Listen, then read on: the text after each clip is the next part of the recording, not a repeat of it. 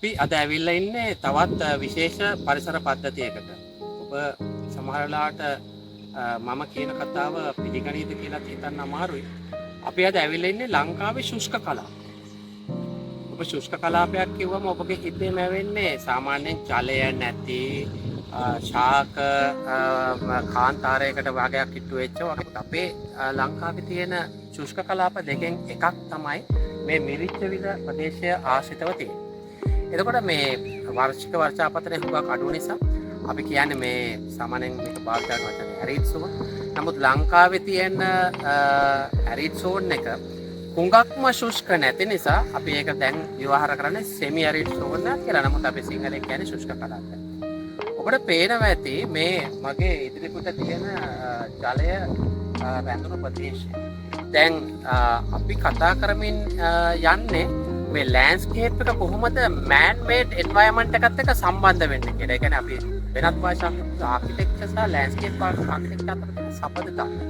එතකොට දැන් මෙවැනි වැව් සකස් වෙලා තියෙන්නේ අතීතයේ මේ වගේ ශුෂ්ක කලාපවල ජලය කළමනාකරණය කිරීමේ වැදගත්කම සඳහා. දැන් මේක හොඳ උදාහරණයක්. මේ වගේ අමාරු පරිසරයකදී කොහොමද ජලය එහෙම නැත්නම් සම්පත් කළමනාකරණය කරගන්නේ කියලා. මේ ජලය කළමනාකරණය කරන්න බලාපොරොත්තු වෙලා තියෙන ගොවිතැන සඳහා ඔබ හිතනවා ඇති දැන් මේ අද උදේ කාලේ මේ ප්‍රදේශයේ යාම රස්නේ අධිකයි දවල් වෙන්නේ. උෂ්ණත්වය තාම වැඩි. වර්ෂාපතනය අඩු වගේ සුළඟ තදයි. සුළඟ තද නිසා තවත් වාෂ්පීකරණය වේගය වැඩි. ඒත් එක්කම මේ ප්‍රදේශවල වනාලි පක්ෂයි. ඒ නිසා ගොවිතැන් කරන මම හිතන්නේ ගොවි ප්‍රජාව ඉතාම අමාරු කාර්යභාරයක් ඉෂ්ට කරනවා මේ කැමැත්තෙන් ආසාවෙන් සම්ප්‍රදාය කරගෙන අලිත් එක්ක වගාව බේර ගන්න ඕන, ජලය කළමනාකරණය කරලා ජලය යොදවන්න ඕනේ. මෙවැනි කර්තව්‍යයක් තමයි කරන්නේ. ලෑන්ඩ්ස්කේප් ආකිටෙක්චර් විදියට මම හිතන්නේ අපිට අපෙන් මගහැරිච්ච යුතුයකම් තියෙනවා. අපෙන් මගහැරිච්ච යුතුයකම් වලින් එකක් තමයි මේ පරිසරයේ ජල කළමනාකාරීත්වය කිරීමට සහ මේ ශුෂ්ක පරිසරයේ ශාක ප්‍රජාව රැක ගැනීම සඳහා ඔවුන්ගේ අදහස් ඔවුන්ගේ නිර්මාණශීලී දායකත්වය ලබා දෙන්නේ. ඉතින් මම අද වැඩසටහනින් කතා කරමින් යන්නේ කොහොමද මේ ඇග්‍රිකල්චරල් ලෑන්ඩ්ස්කේප් එකත් එක්ක මෑන් මේඩ් එන්වයරන්මන්ට් එක සහ ලෑන්ඩ්ස්කේප් ආකිටෙක්ට් කෙනෙක්ගේ කාර්යභාරය කියන මාතෘකාව යන්නේ.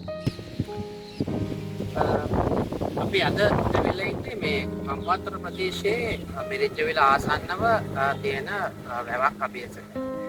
දැන් මේ අපේ සම්ප්‍රදායික පුරාණ ගම කියන එක තමයි මම හිතන්නේ අපේ මේ ජනාවාසකරණයේ ආරම්භය. අපි කියන්නේ සෙටල්මන්ට්ස් හැදෙන්න පටන් ගත්තේ සම්ප්‍රදායික ට්‍රැඩිෂනල් විලේජ් එක පුරාණ ගම ආශ්‍රිතව. මේ පුරාණ ගමේ තිබුණු ප්‍රධාන අංගයක් තමයි ඔබ මේ දකින්නේ. එතකොට මේ වැව එහෙම නැත්නම් අපි කියනවා large storage tank.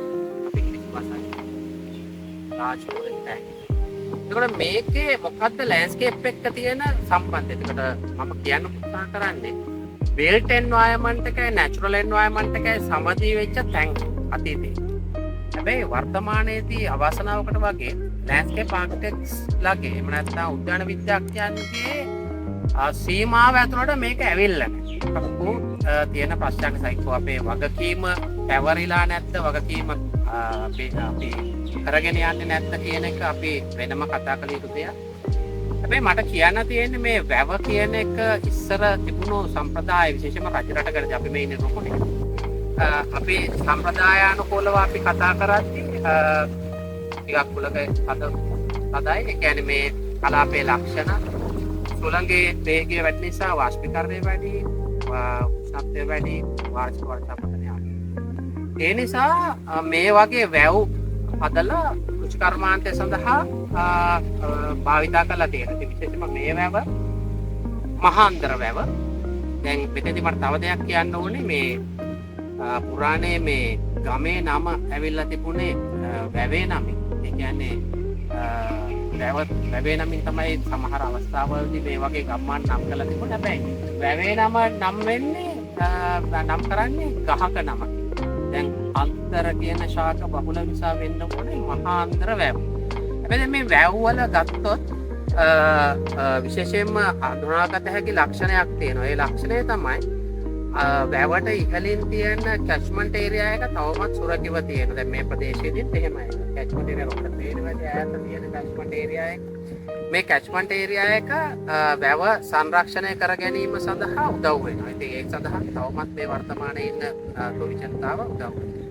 එතකොට වැව කැච්මන්ට් ඒරියා එකෙන් වැව පෝෂණය වෙලා වැවේ සිට ඇල මාර්ග මගින් පහතට ගෙනියනවා වගාබිම් සඳහා. දැන් මේ ප්‍රදේශයේ කුඹුරු වගාව තියෙනවා මේක එහා පැත්තේ.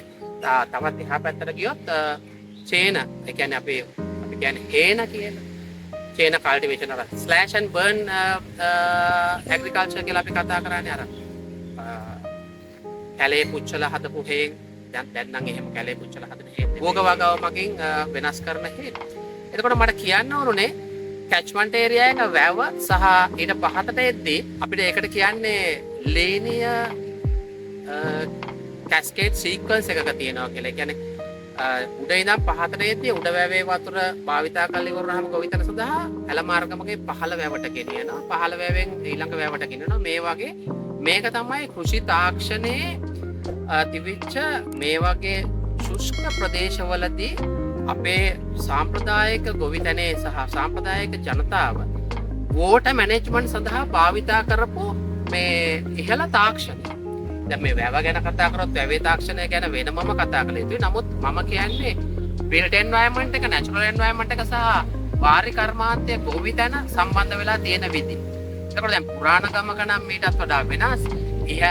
වැවට ඉහළින් තිබුණු ඉහත්තාවට පහත තියෙන කුඹුරු සහ ඇල මාර්ග වලින් ගොවිතැන් කරන ප්‍රදේශ අරමුණට තවත් එක් පසකින් වූ උස්බිමක තමයි ජනාවාස පිහිටලා තිබෙන්නේ. මේ ජනාවාසත් වැවත් අතර ඔබ දන්නවා අහලා ඇති 30 බඹේ කියලා පොදු කොටසක් තියලා තියෙනවා. මේ 30 බඹේ ප්‍රදේශය වැවට සහ ගම්මානයේ අතර පිහිටපු එක පොදු ප්‍රදේශය. කොට සමහර වෙලාවට ගවයින්ගේ තනකොළ සඳහා, ගවයින් පෝෂණය සඳහා, ඖෂධ ලබා ගැනීම සඳහා අර වැවට ඉහළින් තිබුණු මහමුඛදානට අමතරේ වැවට පහතින් තිබුණු 30 බඹේ ප්‍රදේශයත් භාවිතා කරලා තියෙනවා. දැන් මෙතෙන්දි මට කතා කරන්න ඕනේ ඇයි ආකිටෙක්ට්ස්ලා සහ ලෑන්ඩ්ස්කේප් ආකිටෙක්ට්ස්ලා මේ වගේ කර්තව්‍යයන් සඳහා සම්බන්ධ වෙන්නේ නැත්තේ. මම තව ටිකක් පෙන්නන්නම්. මේන් කරන කෘෂි කර්මාන්තය සඳහා කොහොමද මේ ගස් උඩ තියෙන පැලවල් එක්ක සම්බන්ධ වෙන්නේ කියලා. මොකද බොහෝ වෙලාවට මේ ප්‍රදේශය අලි බහුල ප්‍රදේශයක් නිසා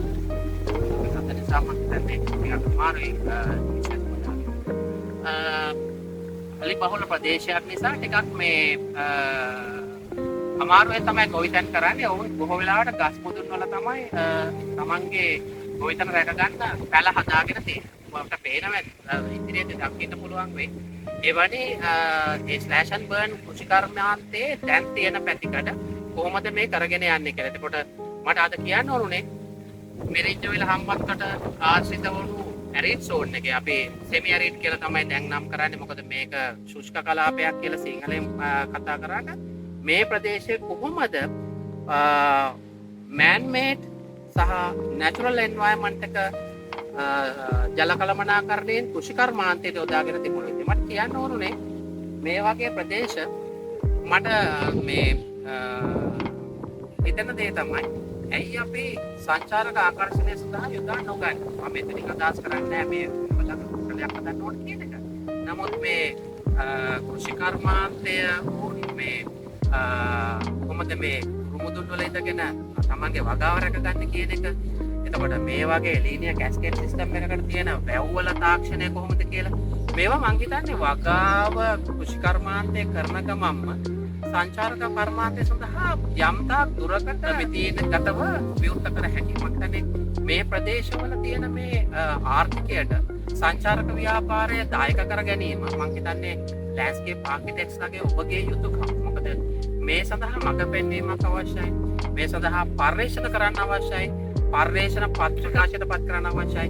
ඒ තුලින් තව කාලයක් එක්ක පුළුවන් වෙයි මේ වගේ ස්ථාන විදේශ විනිමය උපයන ස්ථාන බවට පත් කරන්න කෘෂි කර්මාන්තයට අමතක අපි කතා කරමින් හිටියේ වැව් තාක්ෂණයයි ලෑන්ඩ්ස්කේප් ආකිටෙක්චර් කියන්නේ බිල්ට් එන්වයරන්මන්ට් නැචරල් එන්වයරන්මන්ට් එක කොහොමද වර්තමාන ලෑන්ඩ්ස්කේප් ආකිටෙක්ට් කෙනෙක් ඩිසයින්ස් බවට පත් කරන්නේ කොහොමද ඒවා වෙනත් කෘෂිකර්මාන්තයෙන් බැහැර වෙච්ච සංචාරක ව්‍යාපාරය වගේ ඒවාට යොදා ගන්න කොහොමද කියන ඒවා පරිශනාත්මකව සොයා බැලිය යුතුයි කියලා. අපි තවත් ඉන්නේ මේ වැලි පාරක මේ තියෙන්නේ අර ඉස්සෙල්ලා අපි කතා කරපු මහාන්තර වැව වලට වඩා ඉතා කුඩා වැවක්. ඉතින් ඔබ කල්පනා කරනවා ඇති දැන් මේ වැව අපි ගත්තේ මේ වගේ කුඩා වැව්වල කාර්යභාරය තමයි වගාවට වතුර සපයනවටත් වඩා මහා වැව සඳහා පෝෂණ ප්‍රදේශ විදියට මේවත් ක්‍රියා කරනවා. මේ සෝදායන මඩ ඒ වගේ දේවල් තැන්පත් කරගන්නේ මේ වගේ වැව්වල. එතකොට මේවට අපි කියන්නේ සිල්ක් ට්‍රැප්ස් කියලා. අපි අර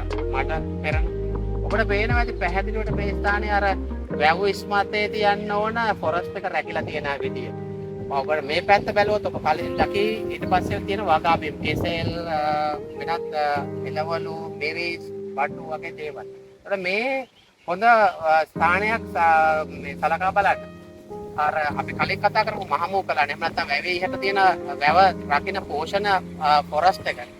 පෝෂණයේ තියෙන කැලය සහ වැව ඊට පස්සේ තියෙන මේ පස්සේ යටිපස්සේ තියෙන වගාබිම්. මේක හොඳ උදාහරණයක්. අපි කුඩා වැවක් අර මහාන්තර වැව වගේ වැවට ඒ වගේ විශාල වැව් වලට පෝෂණය සපයන එහෙම නැත්නම් මේවායේ එන මඩ රඳවලා මඩ රඳන විදිහට ක්‍රියා කරන නැත්නම් සිල්ක් ට්‍රැප්ස් විදිහට ක්‍රියා කරන කුළු වැව. උදාහරණයක් අපි ඒවට කියන කුළු වැව.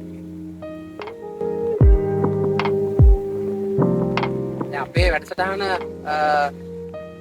මම හිතන්නේ ඔබ ප්‍රිය කරනවා නම් ලෑන්ඩ්ස්කේප් ආකිටෙක්චර් ගැන ඉගෙන ගන්න, ආකිටෙක්චර් ලෑන්ඩ්ස්කේප් ආකිටෙක්චර් අතර තියෙන සම්බන්ධතාවය ගැන ඉගෙන ගන්න, ලෑන්ඩ්ස්කේප් ආකිටෙක්චර් ප්ලෑනින් අතර තියෙන සම්බන්ධතාවය ඉගෙන ගන්න.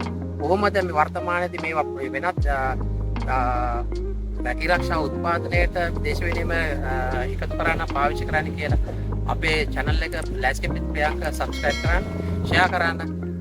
මේ තුලින් යමක් රටට දායද කරන එක තමයි අපේ බලාපොරොත්තුව.